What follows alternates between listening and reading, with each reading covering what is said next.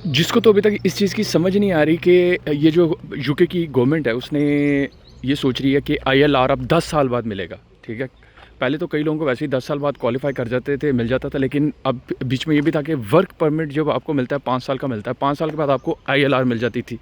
इसी तरह जो लोग शादी करते थे स्पाउस वीज़ा पे आते थे, 5 साल के लिए उनको यूके में रुकना होता था, उसके बाद उनको आईएलआर मिल जाती थी। इसके अलावा जो बिज़नेस अपना यहाँ पे सेटअप करते थे, बिज़नेस वीज़ा, एंटरप्रेन्योर वीज़ा या इस तरह के वीज़े पे आते थे, उनको भी 5 साल तक अपना बिज़नेस की सारी ट्रांजैक्शन शो कराते थे, उसके बाद उनको आईएलआर मिल जाती थी।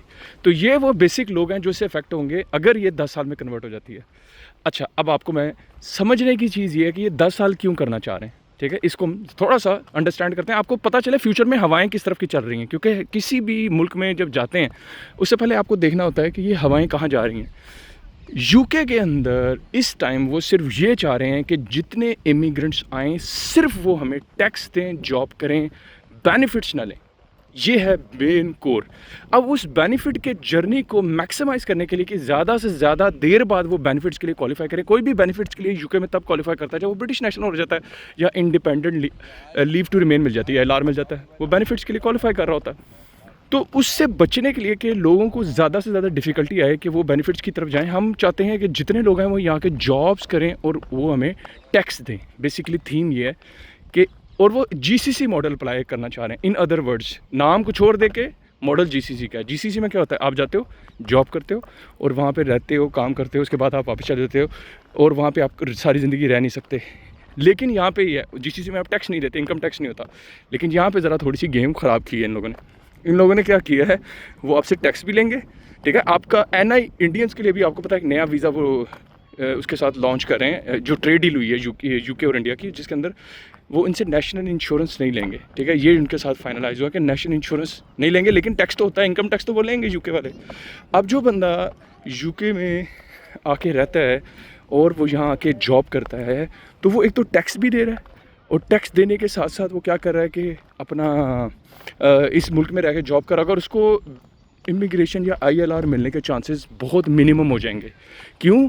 जैसे ही उसकी 5 साल की जॉब की ड्यूरेशन ख़त्म होगी, या तो उसको उसी जॉब पे एक्सटेंड करना है या दूसरा वीज़ा अपने आप को कन्वर्ट करना पड़ेगा ताकि वो दोबारा 5 साल के लिए अपने आप को लेके जा सके। इस तरह उसे 10 साल तक इस मुल्क में टैक्स देते रहना है। जितनी सैलरी उसकी बढ़ती जाएगी उतना टैक्स बढ़ता चला जाएगा। तो वो जब 10 साल तक इस मुल्क में रह के ये करेगा, और वो भी इस रिस्क पे है सारा, जहाँ पे उसकी जॉब छुट्टी, जहाँ पे वो नहीं 10 साल क्वालिफाई कर पा रहा, वो बंदा गया, ठीक है। अब उसको वापस जाना है, यानी उसने बेचारे ने अपनी ज़िंदगी के 7-8 साल इस मुल्क में गुजार लिए और 7-8 साल गुजार लेने के बाद अब वो इस मुल्क में अपने आप को सेट समझ रहा है। लेकिन अब उसको उन्होंने कहना किक ऑफ हो जाओ, तुम्हारा 10 साल पूरे नहीं हो रहे तो तुम्हें इधर रुकने का फ़ायदा नहीं है, हो सकता है उसको कोई जॉब भी ना मिले। और अब यूके में जॉब्स का आप सबको पता चल गया कि यूके में इस टाइम जॉब्स पिटी पड़ी। तो अगर आपको ये गलत फहमी है कि आपको 10 साल तक की कोई जॉब की सिक्योरिटी मिल जाएगी, तो फिर आपको अल्लाह ही वारिस है, क्योंकि 10 साल की जॉब सिक्योरिटी सिर्फ उसको मिलेगी जो हाईली स्किल्ड है। लेकिन मेरा आपसे क्वेश्चन ये है, अगर आप हाईली स्किल्ड है, ओ मेरे भाई यूके में क्यों आ रहे हो? हाईली स्किल्ड है अमेरिका में जाओ, हाईली स्किल्ड हो दुबई या इस तरह मुल्क में जाओ जहाँ ज़्यादा पैसे कमा सको। इस मुल्क में आप हाईली स्किल्ड हो के 60,000 से ऊपर सैलरी अगर तो आपकी पर ईयर की होगी, तो आपको तो टैक्सेशन उन्होंने 40% ऊपर ले जाना है। और पहले 20% होता है, फिर 40 या 50% होता है, फिर और बढ़ता चला जाता है। तो इस मुल्क में जितनी सैलरी आपकी बढ़ी है, आपका टैक्स उस हिसाब से आगे बढ़ता जा रहा है। तो हाईली स्किल्ड तो इस मुल्क में आएगा नहीं, क्योंकि वो कहेगा मैं 10 साल तक यहाँ पे इनको टैक्स देता रहूँ, बस यही काम करता रहूँ, उसके बाद कहीं जाके मेरा होगा। और दूसरा, जो हाईली स्किल्ड होता है उसको बेनिफिट चाहिए नहीं होते। तो ऐसा बंदा तो वैसे भी 10 साल जब गुजारेगा, उसके बाद भी वो जॉब बिजनेस करेगा या जॉब ही करेगा, उसका दिमाग ख़राब। अब मैं हूँ, मुझे यूके में हो गए हैं, मैं ब्रिटिश नेशनल हुए मुझे 3-4 साल हो चुके हैं, मैंने तो कोई बेनिफिट क्लेम नहीं करा भाई, मैं तो प्रॉपर्ली अपना बिज़नेस कर रहा हूँ, साथ साथ काम भी कर रहा हूँ।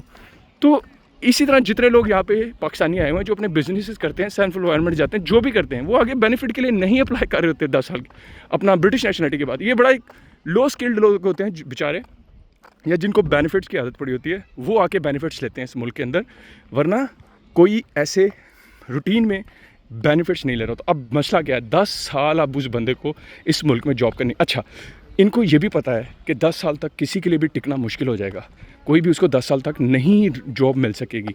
तो वो क्या करेगा, 5 साल बाद हो सकता है वो चला जाए, 7 साल बाद हो सकता है चला जाए, कई लोग हो सकता है 8 साल बाद कई लोगों को इस मुल्क से जाना पड़े। तो इस सारी सिचुएशन में उनको बेनिफिट है कि भाई इस बंदे ने 7-8 साल जॉब की इस मुल्क में, हमें टैक्स दिया, उसके बाद बाय बाय अल्लाह हाफिज़, बाय बाय, अपने घर जाओ, दूसरा बंदा आ जाए। क्योंकि इनको जवान बंदे चाहिए ना, न्यू टैलेंट चाहिए, नए नए जवान लोग आए, काम करें, जो नॉर्मल स्किल की जॉब्स होती हैं, जो हाई स्किल्ड नहीं होती हैं। हाई स्किल्ड बंदा तो यार इस मुल्क में समझ नहीं आती रहता क्यों है।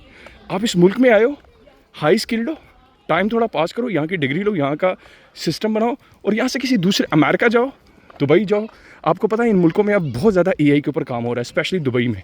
फ्यूचर एआई का है। अगर आप हाईली स्किल में एआई से रिलेटेड हो तो बराए मेहरबानी इधर आने से बताए किसी अच्छे मुल्क में जाना, अमेरिका में जाओ या दुबई में जाओ।